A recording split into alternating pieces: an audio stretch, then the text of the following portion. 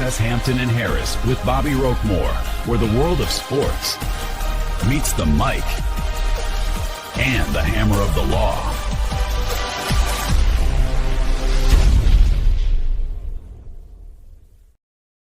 Good afternoon, everybody. Welcome to a New Year's Eve edition of Hampton and Harris with Bobbi Roqumore. I'm Rick Hampton with my great friend John Harris.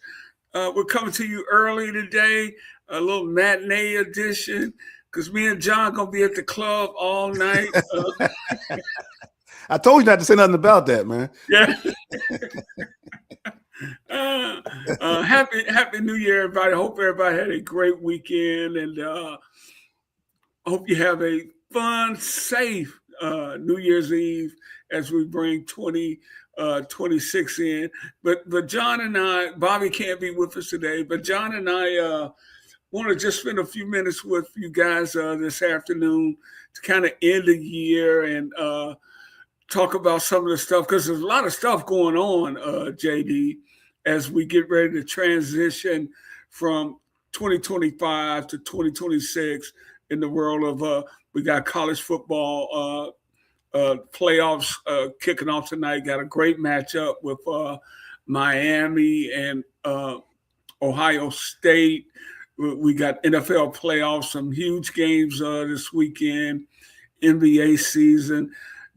JD, the NBA season itself has just become so fascinating to me because there's so many scenarios out there that you could spend a whole show talking about one team's situation.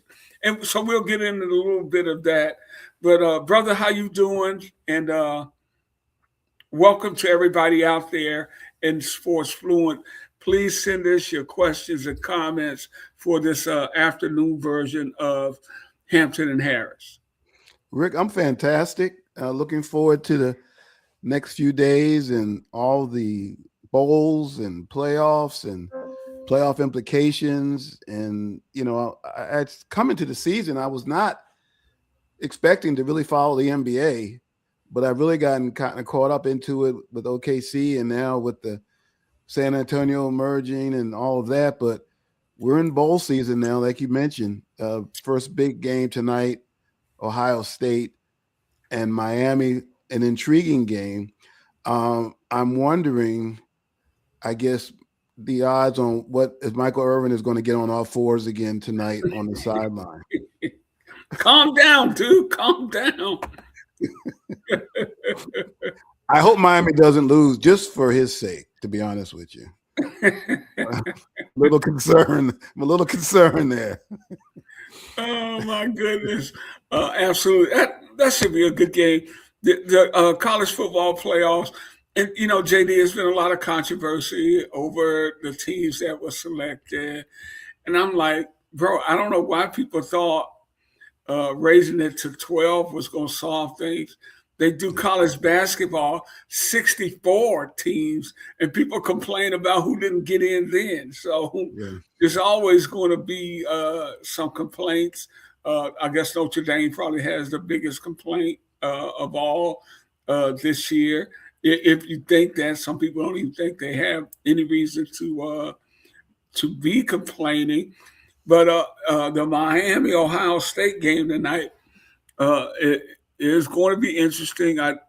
Ohio State is favored in this game. They're the number 2 seed, and Miami's the number 10 seed.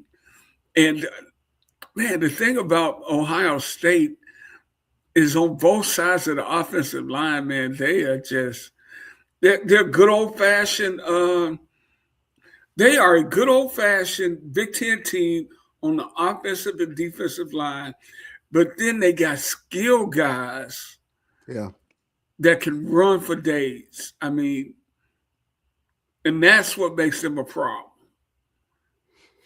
Well, mentioning their offensive line, that's going to be a fascinating matchup against Miami's defensive line, which probably is the best of the bowl teams. That's going to be a fascinating matchup.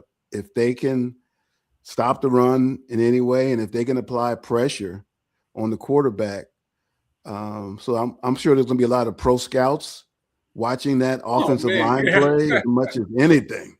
The matchup. I mean, top offensive linemen against top defensive linemen. I mean, that's where football is won and lost, right? I mean, we Yep. got all the quarterbacks, receivers, running backs, but that's where the games are won and lost in the trenches. So I tell our listeners here or viewers today, keep an eye on the trenches, and you'll Yeah. find a chance of winning tonight's game. Yeah, for sure. So we'll be keeping an eye on that kickoff 7:30 on ESPN, and it'll be the start of a a series of games over the weekend in college football. Uh, you got Oregon and Texas Tech playing Yeah, that's gonna be a heck of tomorrow. a game. They Yeah, they kick off at noon. Alabama and Indiana. Uh, I, can't- I imagine Indiana. Indiana being a Yeah, favorite over Alabama in football, but that's what they are. They are definitely a favorite in that game. They're the number one seed. Bama's the number 9 seed. Georgia and Ole Miss uh, follows that one. So lots of football plus all the other standard bowl games. And and JD, they got. I mean, the bowl games are just. I totally get why guys don't even play in these games now, because they have oh really yeah, lost their luster over the years. It used to be a big deal to play in a bowl game, especially New Year's Eve and New Year's Day. But if your team's not in the playoffs, I mean, why do you even play? I guess unless you want to try to impress some NFL scouts, and if you hadn't done that by now, yeah, exactly. I mean, yeah, I mean, and if you're one of the big final teams in the playoffs, and you're playing in a major conference anyway, scouts have seen for the most part what you're going to do against top quality right? competition, right? So, like you say, one more game, good or bad, and really, I mean, more than anything, these games can hurt you from an NFL standpoint as opposed to helping you because the book is already written on most of these guys. So if they have you rated as a top 5 pick and you go out and lay an egg today, all you can do is go down. And also the mindset has changed because of NIL, because of the Yeah, fascination with money now from not only yeah. coaches but players. Everybody's fixated on the dollars, and the players don't want to jeopardize that now. And I don't blame them. I don't blame them, JD. Shoot, yeah, yeah. I do not blame them whatsoever. Michigan plays this afternoon with their new coach, Kyle Whittingham. They have Texas. That'll be a good. That's a non-playoff game that could be a good matchup. Michigan and Texas. So I'll probably be checking in on that one. But other than that, I'll definitely watch the playoff games as they transpire. The one tonight and the Yeah. couple we have going on tomorrow. So that's what's going on in college football, and you guys know that out there. And I hope your teams are in it. And if they're not in it, they better get on it, boy. Because the one thing they'll do in college athletics now, they will fire your behind if you're not getting some of this money that's out there with your team. Yeah, a word to the fans out there. Tell your athletic departments and people to open up the checkbook because that's what they need these days. It's all about money. Hate to break it to you, but look at Texas Tech. They just spent some gobs of money, Yep. as much as anybody in NIL. Hey, and look where they are. It paid off. Last year they weren't very good. This year they're in the playoffs. Look at Vanderbilt, man. Vanderbilt. I mean, Yeah. Vanderbilt. Are you kidding me? They're playing now. They're playing Iowa now, and they were always. When NIL came along, I was like, what are they going to do? Because they have always been terrible. But that goes to show you the power of money. They paying these guys to show up now, and they have put a good team out there. That they're not. It's a great team by Vandy standards because they were Oh yeah. always so bad, JD. So that shows you how money can turn things around. And if you don't have any, you're not gonna win.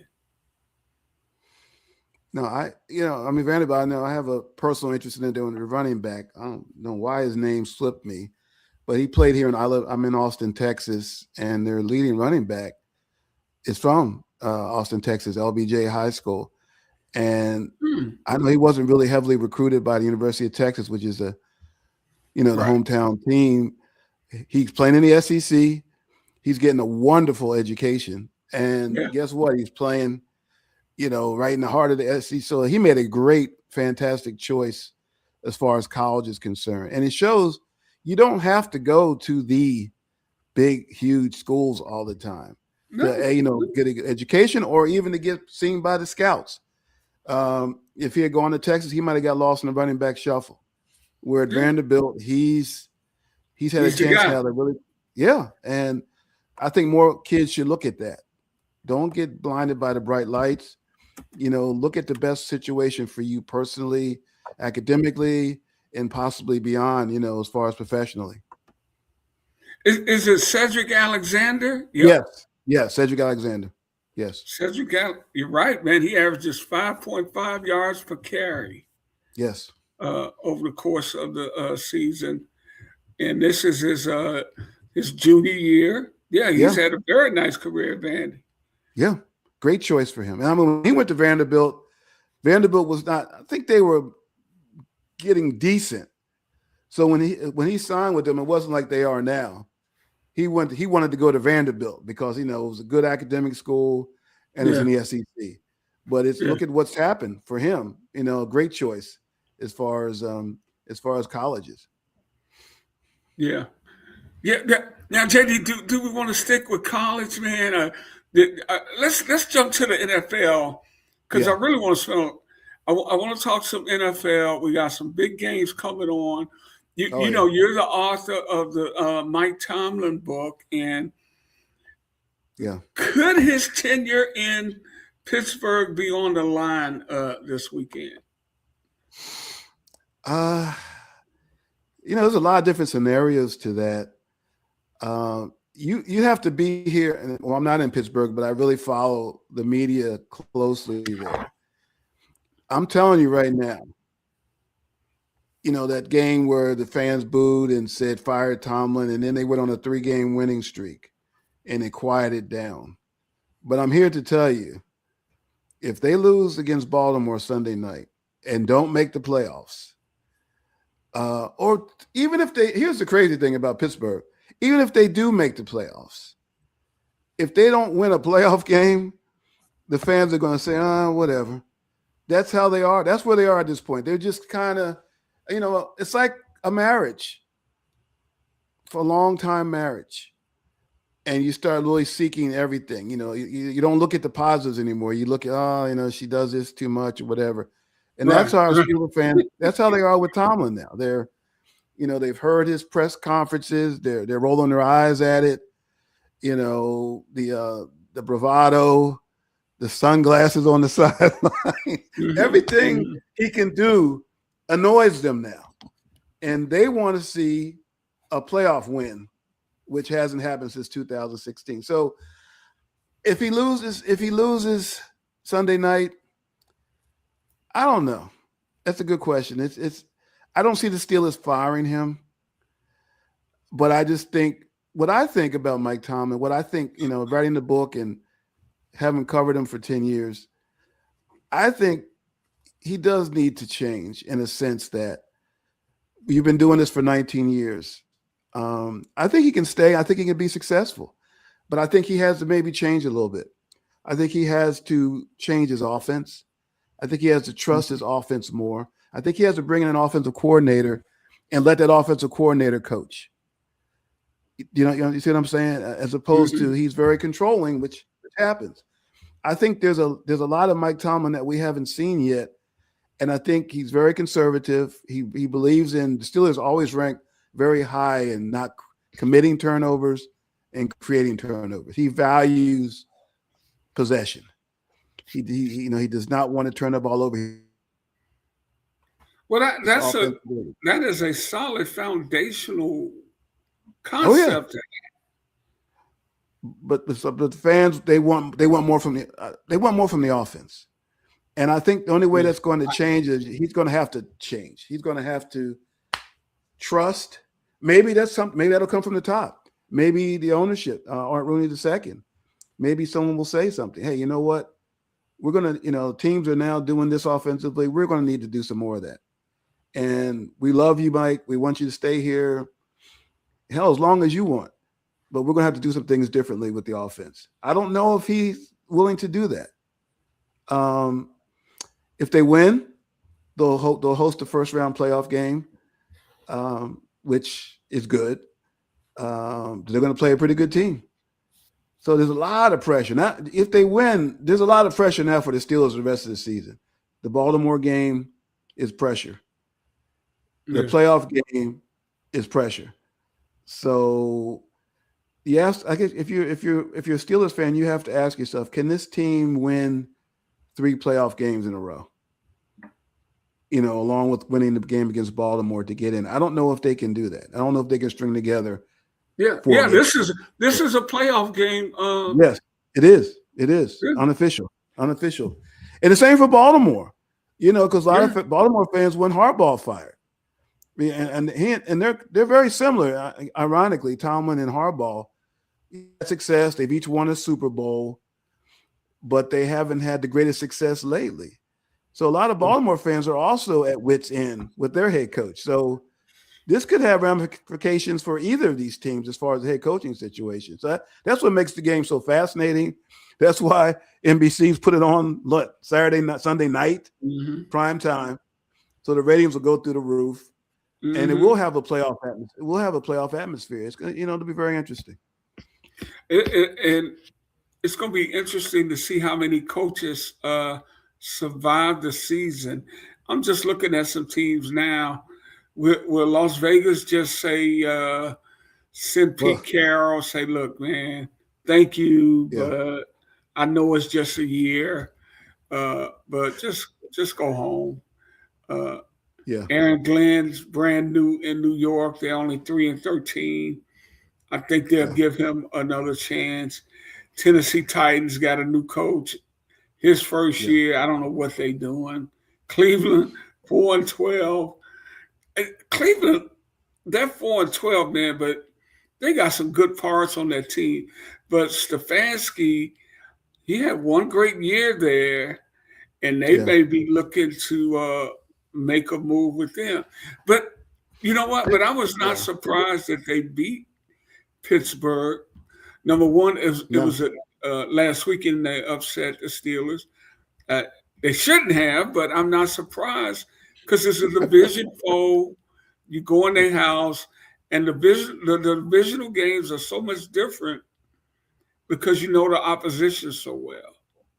It's the 4th straight loss for Pittsburgh in Cleveland. They've lost their last 4 games in Cleveland. That's crazy. Yeah. And the quarterbacks that they've lined up in those 4 games is unbelievable. Who's the guy? Shador this time. I forgot who it was last. Last year it was Jameis. It was Jameis Winston. Famous Jameis. Yes. I mean, they've had like 4 different quarterbacks in each of their wins in the last. It shows you just how ridiculous Cleveland's quarterback situation is. They've had 4 wins over the Steelers at home the last 4 years, 4 different quarterbacks. That's insane. And excuse me, JD, I'm fighting a little cold. And the Steelers are clearly the better team each time. But that happens. I wasn't surprised when Pittsburgh came to Detroit and beat the Lions. That's surprising. And I think that's what here. Going back to the Pittsburgh fans, they were booing like crazy, fire Tomlin. So then this team turns around and wins 3 straight, right? Including this big win in Detroit. So Right. now all of a sudden they're pumped again, right? They're excited. Oh man, we went in there and beat the Lions. So now they kind of got them worked back up again, right? And then they lose to Cleveland, which kind of puts them mentally back in the same place they were before. Now they're like, here we go again. So it's been a roller coaster ride with this team this year, and it's not going to get any easier without DK Metcalf, who was suspended for the last 2 games. What's the best team you've seen overall this year, JD? Best NFL team? What's the best team that meets your eye? Just your eye test. Who's looked the best? Man, that's a good question. I It's mean, really different hard to times. say, isn't it? Yeah, different times. I mean, to me, the most talented team is the Eagles, but you just never know what you're going to get with them. I've seen moments with the Rams, and then you see what they did on Monday night. Right. You know, Seattle at times has looked good, Yeah. but I've seen them look. Yeah. You know, this might be the year, as crazy as it sounds, and the Super Bowl is in San Francisco, that this is the year before the 49ers were favored. You know, they had the team to win the Super Bowl and they didn't. Maybe this is the year, and I'm not going to say they're the best team I've seen, but maybe this is the year they slip in there. They've been playing unbelievably well with all the key injuries they have. Yeah. Maybe because no one's really expecting it from them, and there's really no pressure on them. Maybe they make it to the Super Bowl. They're right there. So I don't see in the AFC, Chargers at times. It's just so hard to really pinpoint. Maybe a Jacksonville, which has been hot lately. Maybe Buffalo is up and down. New England has looked. I hadn't physically watched many of their games, in full, but what I've seen from them has been remarkable, because they may have been like 3 or 13 last year, maybe won 5 or 6 games. They're terrible. But Mike Vrabel has come in and done a outstanding job there. He's probably in line for Coach of the Year. Done a tremendous job. I'm not sold on them long right now, but I think he has turned it around. I just things that people have talked about their schedule. I really haven't paid much attention to that. It just doesn't usually happen that fast as far as a team is going to the Super Bowl, even though they have a great record. Because I saw Buffalo a few weeks ago went up to New England and spanked them, which I thought was a lesson, which probably was a good lesson for them to learn. But yeah, record-wise, they've got a great record. I'm just not. And there's something to that, what you said about schedule. They're playing that last place schedule. Yeah. And they're playing in the East. So you get New York twice. Yep. Playing in the East. Yeah. And you get Miami twice. I mean, what an adventure Miami has been. Yeah. And who else you got? New England, Miami. You got Buffalo. And Buffalo. I think they beat. And Buffalo's in a rag team. So yeah. Plus you're playing all the other last place teams. Yeah, that'll change next year. And then I guess we'll really. And you then see that also first when place schedule. Yeah. Teams get more tape on the quarterback. And I've always had the belief of all the pro sports, I think NFL coaching, to me, is the best. Because when they get you on tape, they get you're seeing great players one year, and the next year they're like, they bottom out. And a lot of it's just them picking up tendencies, taking away what you do good, making you do something else. So I think, I just think that's the best overall coaching in pro sports are the NFL coaches. They do a masterful job of studying and taking away what teams do well and making them do what they don't want to do. I am a big fan of Justin Fields. I just like the kid. Yeah. And I want him to do well. He just seems like a great kid. Wow. But he had a really good year in Chicago. But he's running around, and he's throwing these design passes to certain places where he doesn't have to do a lot. And people got the book on him, and he was never able to look, don't let this kid get out of the pocket because he'll run like Barry Sanders when he gets out of It's funny that you mention him. I've heard through the grapevine that they still like him. I know. I guess they said he had a knee injury, and that there's going to be some coaching change. Like I say, I agree. I think the head coach will be back, and I think there's going to be some changes at the quarterback coaching position there. There's a coach I've heard out there, actually a person who kind of looks like us, who may be going to New York next year, who's known as being a specialist in working with quarterbacks. Has great tutelage. I don't want to throw his name out there because I don't want to look stupid, but right. I'll revisit it. So I'll keep my eye on that situation and see if that happens. I hope that happens because Justin Fields is the kind of kid you root for. The guy works hard. He's a team guy. Yeah. He's very talented, JD. Oh, super talented. But just like you said, when these guys dig in on you at that level, that's what I love about the NBA playoffs too, man. Yep, same thing. When you get into the playoffs and these teams can dig in on you and scout you, bro, you better bring something to the table or you're going to be in trouble. But let's go to the NBA. But before we do, I got to ask you about the new edition of the Tomlin book for our viewers out there. And I see people checking in now. Yeah, we on this afternoon matinee version before me and JD hit the club. So talk to us about that right quick, JD.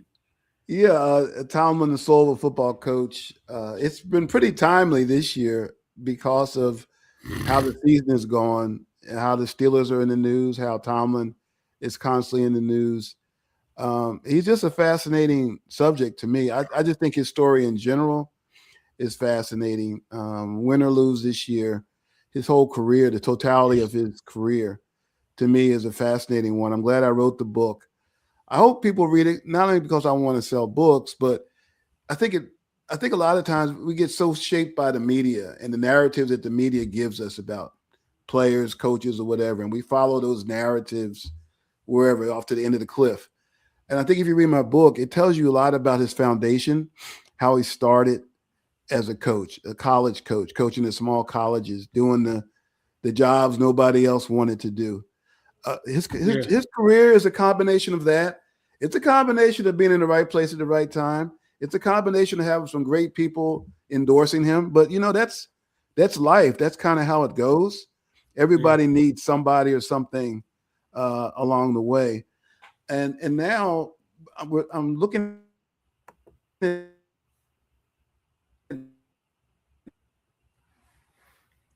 JD, we lost you. JD, I lost you for a second. Can you still hear me? It's trying to see if he's going to evolve now to the next level. Yeah, I hear you. I got you. I lost you for about, you got me? Go back about 20 seconds. We lost you. 15, 20 seconds. With Tomlin, regarding Tomlin. Okay. Yeah. Do you hear me now? Yes. Yeah. Yeah. Yeah. I just think now the book, I think now one of the differences in the paperback as opposed to the hardback is I look at the last few years, I look at this year, and I look at the changes that were made, the additions, the players that were acquired, including Aaron Rodgers. And it's almost, I'm not going to say desperation, but you don't make the moves that they made in the offseason for the heck of it. You bring in Aaron Rodgers, who's now 42. You bring in some of the players that they brought in. You're looking to win something. And he mentioned it a few times, Tomlin. We're trying to win in the offseason. Yeah, right? You're not looking to be Bill doing this, right? And so just those acquisitions alone put more of a spotlight on the Steelers to me. Because what if you don't even make the playoffs, having made all these moves? What do you do next? Do you bring Aaron Rodgers back again next year? He'll be 43. JD, I think he said he's not interested in coaching collegiately. I don't think so. He would be a great college coach if he ever wanted to do something like. Well, you know what? Now, Tomlin's not going to coach college because he's not going to put up with the NIL BS. Oh no. He's not going Coach, I think Yeah. if you don't play me this week, I'm gonna transfer. Yeah. Can I help you pack? Because Yeah. No, that ain't how this college works. is not. It would just be so. You'd have, you have to change your network. I mean, even if you know a lot of NFL coaches in your network, now you're coaching college. It's different. Recruiting, you got to spend hours and hours and hours on the road, on the phone, dealing with these kids, dealing with their families. Now you're dealing with NIL. Now you're dealing with families and uncles and agents and all kind of people that you didn't have to deal with before. Plus, you're just coaching. It's a different type of coaching. Coaching NFL players and coaching college players is two different things. It's a different mindset for the coach. I think there's a job for Mike Tomlin, whether it's still in Pittsburgh or another NFL team. I think if he had his druthers, he'd rather stay in Pittsburgh and finish it out. I think, to me, it's simple. He will get a job. Yeah. To me, it's simple. Beat Baltimore, win a couple playoff games. Yeah. No problem. We're good. It's not complicated what needs to be done. And to be honest with you, I don't think it's asking a lot to do that. Yeah. I mean, I think, you went out, you acquired these players, veterans, guys that wanted to come and play for Mike Tomlin, wanted to feel like they had a chance to win something. And I think it's all right here right now. I don't want to hear about injuries. I look at the 49ers. Right. Injuries, the 49ers have been just ravaged by injuries all year, but they just keep playing. And sooner or later, you just have to get that mindset and just do it. And consistency. They need to go out. To me, they need to run the ball and keep running the ball and keep running the ball and keep running the ball on Sunday. They have a good running game. They just don't stick with it, to me, as much as they should. And just and make some big plays on defense. They're at home. Like I said, I don't think it's complicated. I think sometimes we make things too complicated.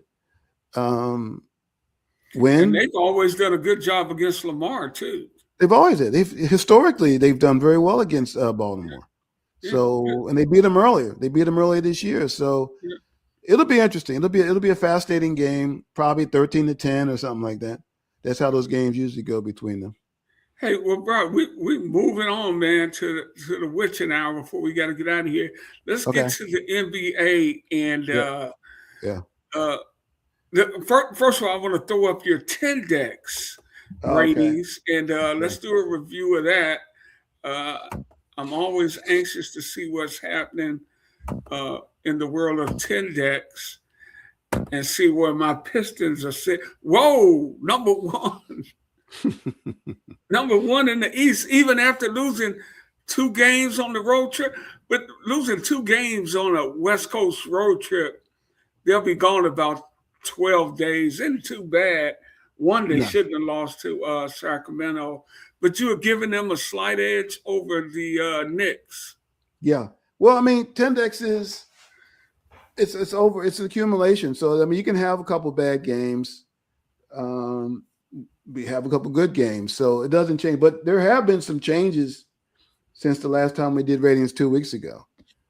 Some teams' ratings have gone up. Some teams' ratings have gone down.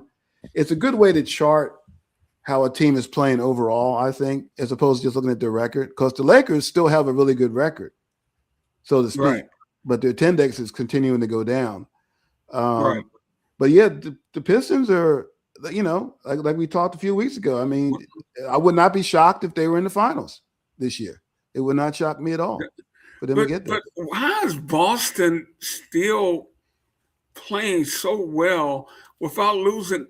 They lost their best player. I know. Jason Tatum. And they're sitting at 105.3 in the 10Dex rating. Yeah, they're improving since I know the last time we did the rating. It's gone up. Brown, I mean, it's before where he was sharing the ball with Tatum. Now it's his team, right? And they're always been very good with pressure and shooting those threes. And I just think they're getting more comfortable as a unit now, without Tatum. Without having Tatum. And with Brown as the guy, right? And good coaching and from Mazzulla.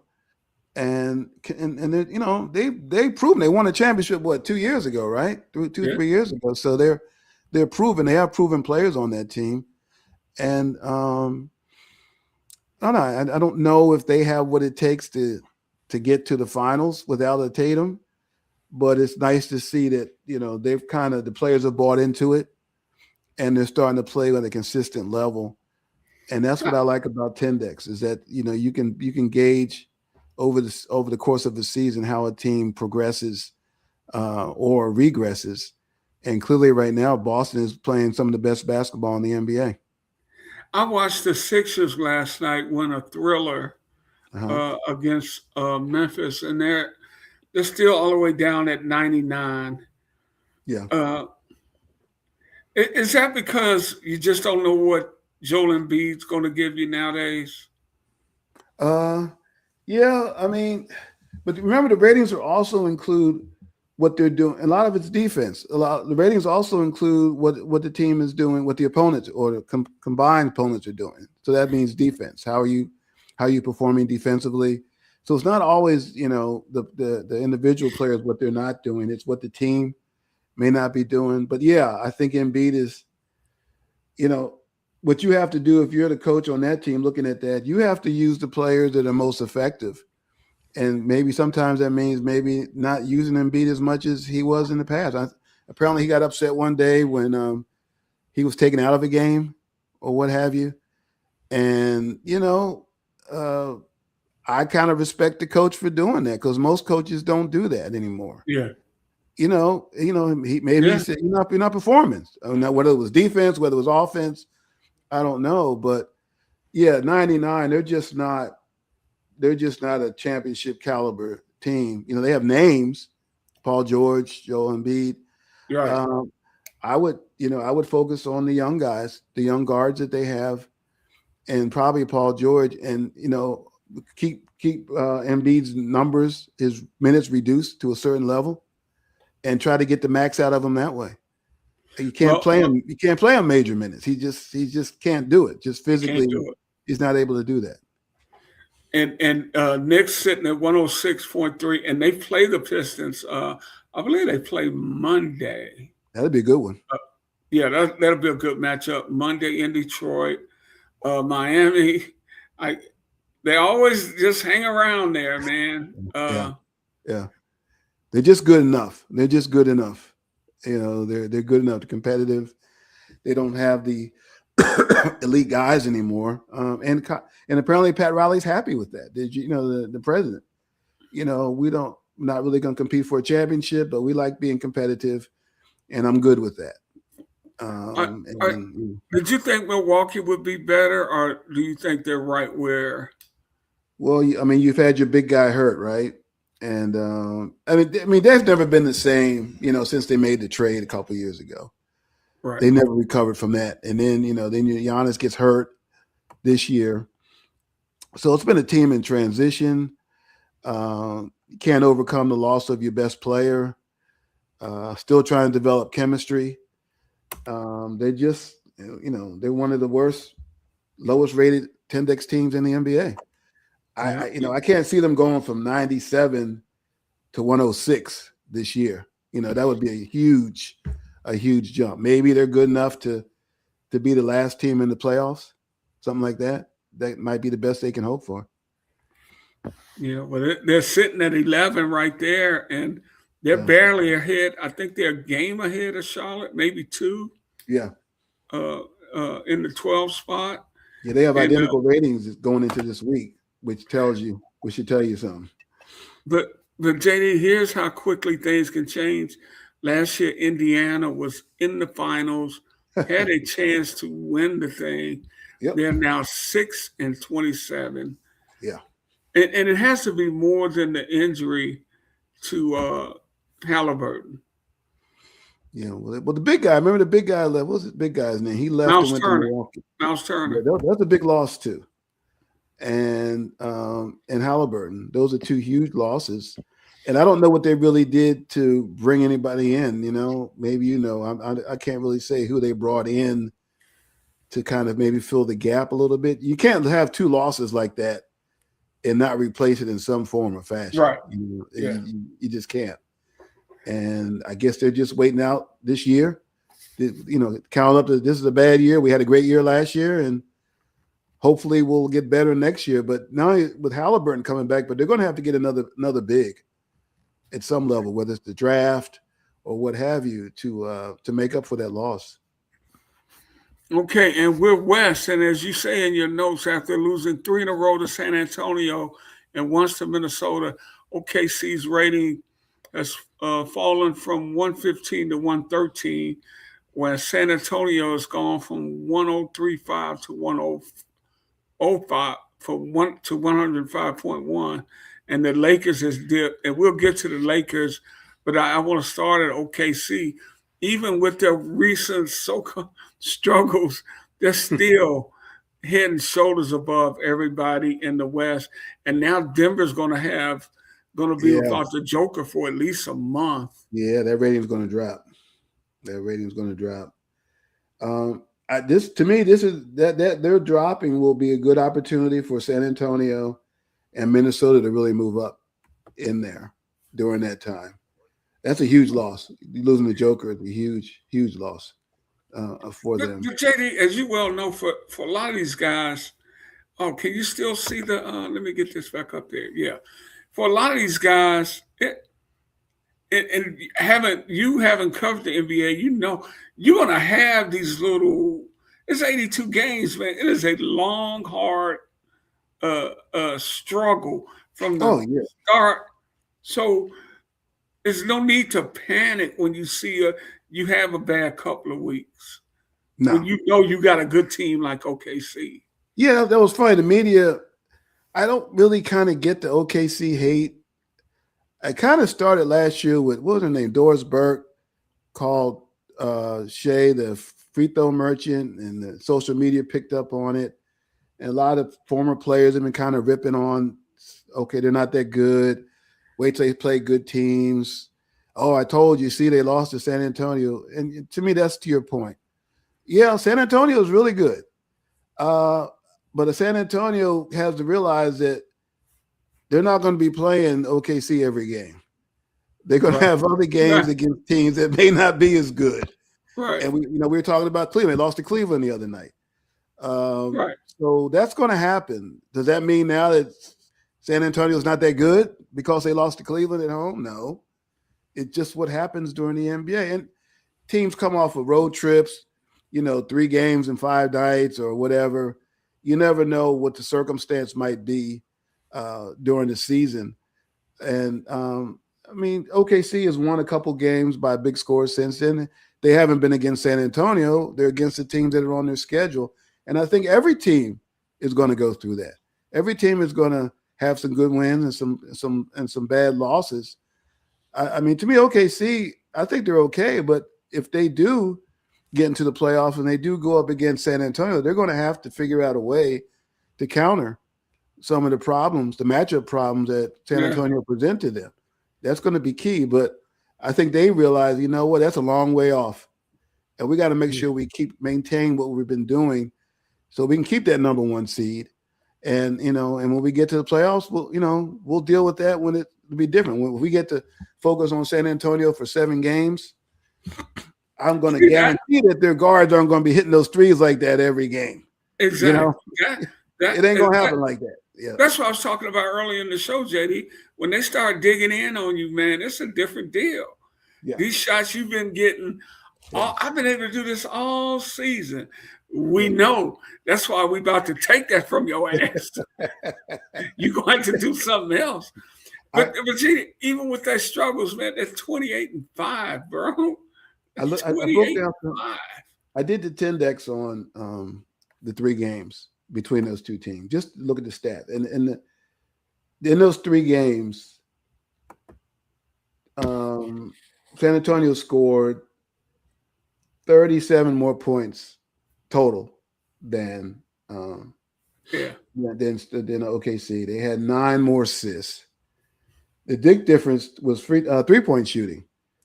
San Antonio was 32 of 111. San Antonio was 40 or 107.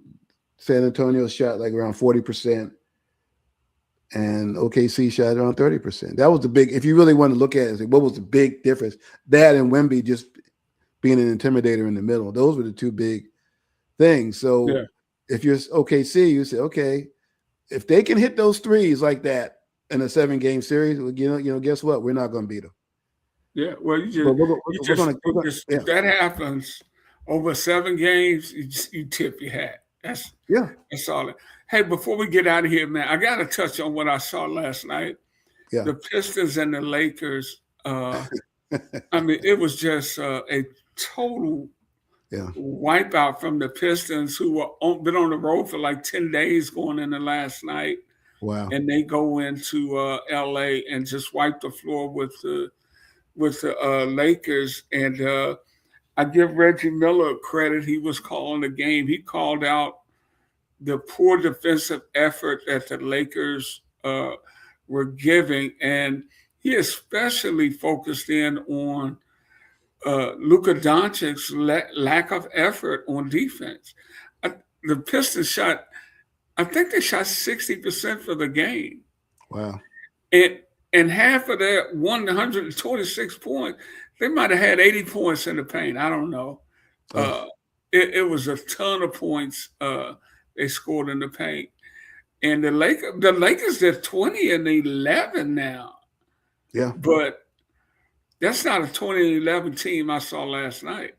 Well, look, I tell you, look at their Tendex. Look at the Lakers Tendex, and look at Detroit's Tendex. Yeah. And you tell me that's not an upset. That Detroit is clearly a better team. If you just go by Tendex, Detroit is a better team, and they showed it. Last night. You wouldn't know that about the announcers, though. No, that's the problem. It's just the hype. The hype. It's the Lakers. Well, we've seen them enough. We saw them enough in the playoffs last year, getting beaten in the first round by Minnesota. Yeah. And then JJ Redick with the performative press conference the other day. Oh, we're going to have a meeting. It's going to be uncomfortable. Well, what happened? I guess they didn't listen to him last night, huh? Because they doing the same thing that they did before that. Oh, yeah, we got people in that. Okay, well, they're still doing it. Guess what, JJ? They're going to keep doing it. That's what they do. Yeah. And it ain't going to change. You can't make Luka into a defensive player. He doesn't play defense. Right. And that's just okay.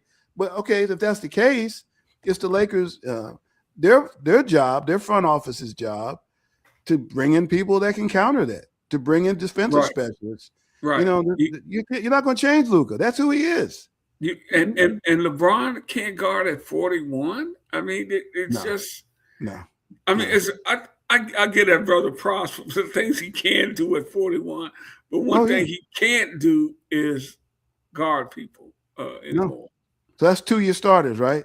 That are just liabilities, and that doesn't include Reeves, who's not in right now. Yeah, Reeves not, and once he get right, that's 3. So that's 3-year starters of defensive liabilities.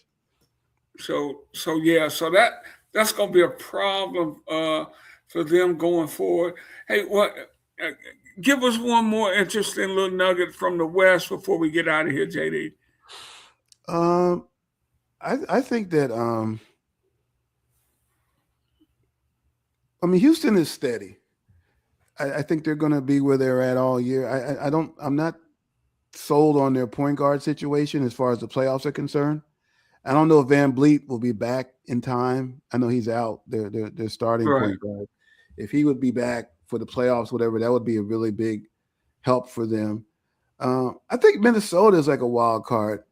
I'm getting tired of the crying. I saw the Minnesota coach got thrown out a couple of weeks ago when they were playing OKC. He was crying that, hey, they foul every time, blah, blah, blah, blah, blah, blah. To me, when you're saying that, they're in your head. Now, Minnesota won that game. Good for them. But that team is in your head. Yeah. The OKC is in Minnesota's head.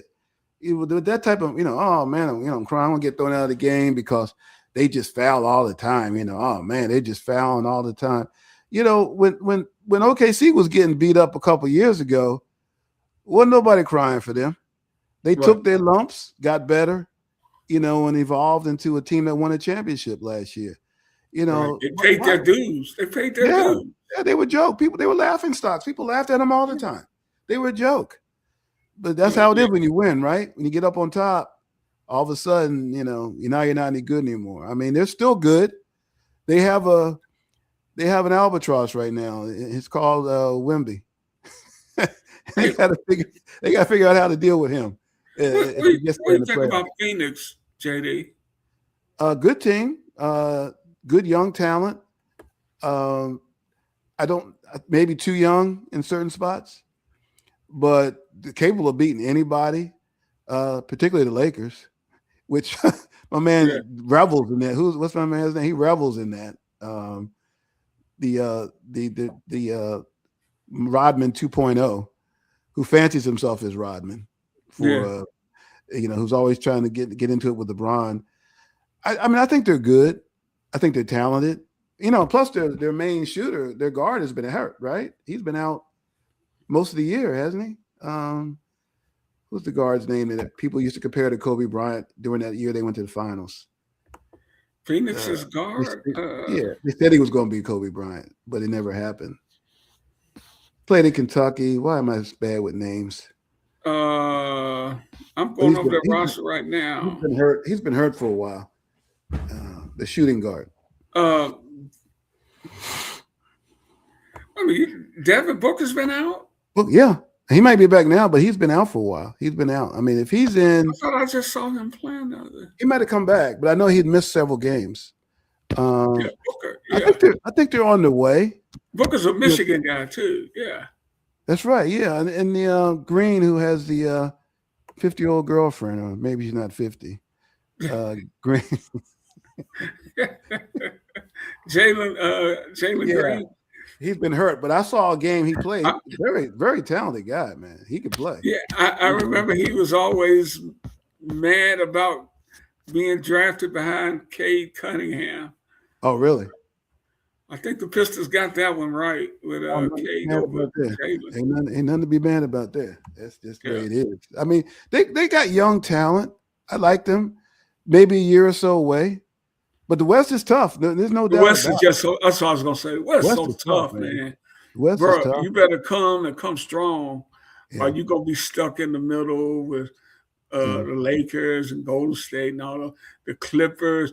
Hey, I got to give Kawhi Leonard his props. I saw that. Like he's probably getting back to his old self. That's good to see. Great talent. But the only thing, is he gonna play the next game, man?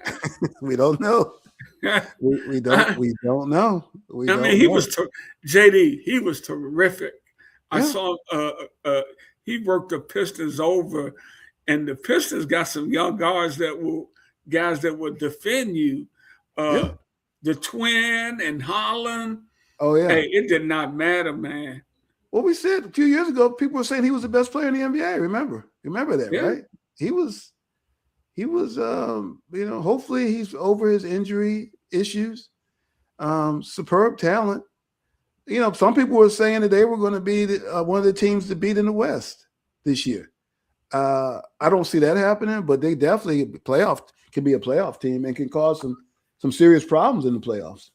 Yeah, I think they won like 4 straight. So, but they were let's see where they are here. They are LA Clippers. Damn, they won. JD, they won 5 straight, and they still 11-21.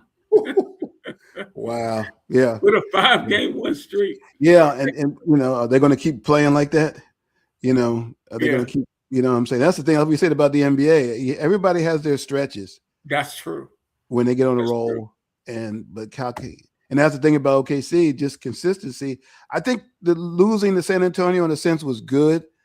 It forces them to look in the mirror a little bit and really address their weaknesses. Yeah. Their weaknesses against a team like San Antonio. How do we counter that? Yeah. And here's the other thing. I know you got to go. At one time, I was looking at their draft picks. They have a ton of draft picks. And maybe they need to look at that draft pick and just bring in the best guy. I thought for a while, they just got to fit. They got everybody, right? Maybe they need to just bring another super talent to counter a San Antonio. Because San Antonio's got some some talented young guards along with Wemby. They got the last 3 Rookie of the Years. Yeah. So maybe maybe OKC needs another guy to go with Shai. You know, another super.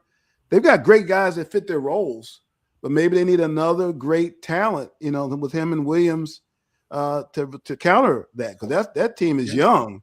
San Antonio is going to be in the mix for a long time with that talent. Yeah, but I love it because it's going to be fun to watch them go at each other. It's going to be great. Hey, but brother, I got to get out of here. We got to get out of here. I hope everybody has a fabulous new year. We'll be back. We're here every Wednesday. We're working on some different times right now during the holidays, but we'll get that to you. But for my great friend John Harris, I'm Ricky Hampton. Happy New Year, everybody. See you next year, JD. All right, now, Rick. Happy New Year. Happy. Chai.